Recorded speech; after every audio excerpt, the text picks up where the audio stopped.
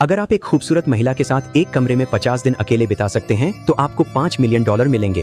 क्या आप ऐसी चुनौती लेने की हिम्मत करेंगे? लेकिन शर्त ये है कि कमरे में न तो इंटरनेट है न ही किसी तरह का मनोरंजन, बस दोनों के आराम के लिए एक डबल बेड है। खाने के लिए आयोजकों द्वारा दी गई पोषक तरल ही एकमात्र विकल्प है और यह खेल दोनों को मिलकर पूरा करना होगा।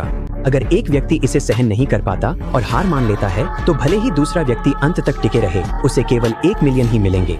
जब उस आदमी ने लाल स्टार्ट बटन दबाया तो काउंटडाउन आधिकारिक रूप से शुरू हो गया। 50 दिन बाद मिलने वाले 5 मिलियन के बारे में सोचकर दोनों अपने कमरे में खुशी से झूम उठे। उन्होंने पैसे से क्या करेंगे इसकी योजना बनानी शुरू कर दी और एक शानदार भविष्य की कल्पना करने लगे। शुरुआत में नया माहौल ताज़ा और दिलचस्प लगा, लेकिन जैसे जैसे दिन बीतते गए उन्हें एहसास हुआ कि यह खेल उतना आसान नहीं है जितना उन्होंने सोचा था। हर रात एक तय समय पर लाइट्स बंद हो जाती थीं ताकि वे आराम कर सकें। सूरज निकलते ही उन्हें तय समय पर जगा दिया जाता था। उनका खाना हमेशा वही बेस्वाद न्यूट्रिशनल ड्रिंक होता था, लेकिन इनाम की रकम के लिए उन्हें इसे सहना पड़ता था। लिसा ने समय बिताने के लिए ध्यान लगाने की कोशिश की, जबकि मैट खुद को प्रोत्साहित करने के लिए व्यायाम पर निर्भर था। जब बोरियत असहनीय हो गई तो वे छोटे छोटे साधारण खेल खेलने लगे। फिर भी समय अब भी असहनीय रूप से धीमा महसूस होता था। आखिरकार वे 20 दिन निकालने में कामयाब हो गए, लेकिन तब तक वे लगभग टूटने की कगार पर पहुंच चुके थे। एक दिन मैट ने दरवाजा खोलकर बाहर जाने की इच्छा जताई। उसने कहा कि अब उसे 5 मिलियन की रकम नहीं चाहिए। यह देखकर लिसा ने तुरंत उसे रोक लिया और उसकी दृढ़ता की कमी के लिए उसकी आलोचना की। आखिरकार वे पहले ही 20 दिन से ज्यादा टिक चुके थे।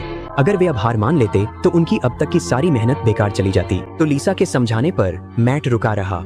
उस दिन कोने में खाली बैठा मैट अचानक आयोजकों की वह बात याद करने लगा जो उन्होंने खेल शुरू होने से पहले कही थी।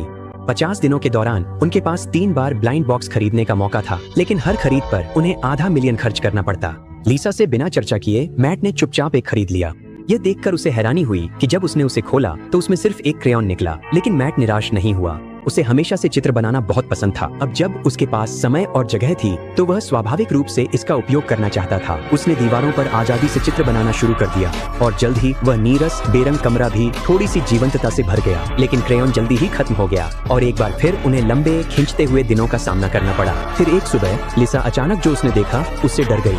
बाथरूम में न जाने कहां से एक हैंडगन आ गई थी।